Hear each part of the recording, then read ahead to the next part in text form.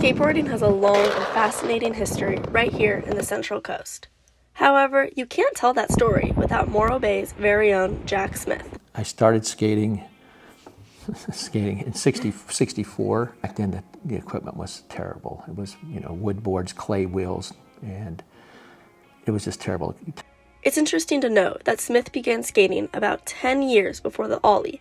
A very simple skateboarding trick now was even invented. The ollie was first invented by a guy named Alan Gelfand, whose nickname was Ollie, and it changed skateboarding overnight.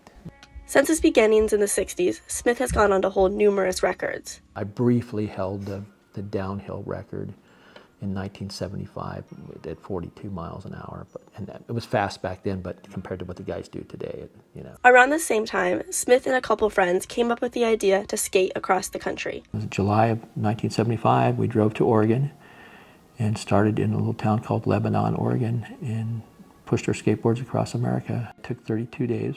And the way we did it, we used what was called the leapfrog relay, where one person would start skating in the morning, the car would drive out 3 miles in front and park.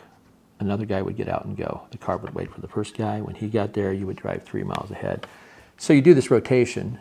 Each guy ended up skating anywhere from 30 to 50 miles a day individually. That's what I rode across country in 1976. The first time he did this was in 1975, the last 2018. The list of his skateboarding accomplishments doesn't stop here. In 2001, Smith came up with the idea to bring slalom racing, a downhill skateboarding race, to Morro Bay. He showed me a world record-winning slalom skateboard he had in his garage. And then in 2001, I came up with the idea of putting on a slalom race in Morro Bay. Then we started getting emails from people around the world. Can we come? Yeah, so we changed the name to the World Championships. So in 2001, we had the first World Championships in Morro Bay. Arguably, one of his biggest contributions to skateboarding was the museum he and his wife opened in 2012.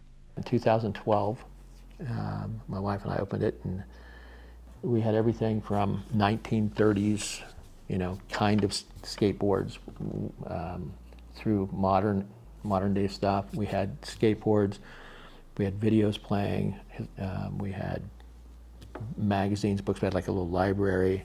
We had art. We had really everything. For quite a while, we had the world's second biggest skateboard in the museum. Sadly, though, due to COVID, the museum closed down in 2020. One thing the museum didn't have was one of the largest privately owned skateboard ramps housed by Arroyo Grande's very own Robert Beaudoin. My name is Robert Beaudoin. I've been loving skating vert ramps since I was, I think, like 11 or 12 years old. I call it the fastest way to go nowhere, because you're just going back and forth. Every 2 seconds, you're hitting a wall, so you're going pretty fast. My brother had a board, and I just started going around in a garage, and then my friends started building ramps, and I was just like super enamored, and then just skateboarding's awesome.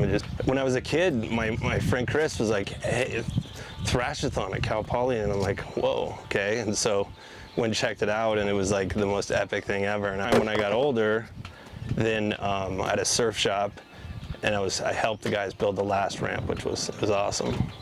You heard Robert briefly talk about Thrashathon, an event put on at Cal Poly in the 80s and 90s. I got the opportunity to speak with the creator of the whole thing, Eric Horn. The first Thrashathon was in 1985, and I started it. I'd built a half pipe in the back of the Lambda Chi house, and my senior project was actually the Thrashathon ramp that was in the University Union when we used to do it there. So we thought it was just a great event to, bring, some pretty high-level skateboarding to the Central Coast and Cal Poly, and also raise money for charity. But it also promoted, skateboarding kind of in a different light. Skateboarders of all people, I think, are some of the most passionate people about their sport.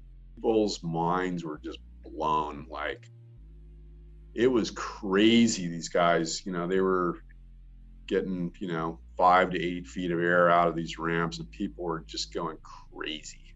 It was awesome.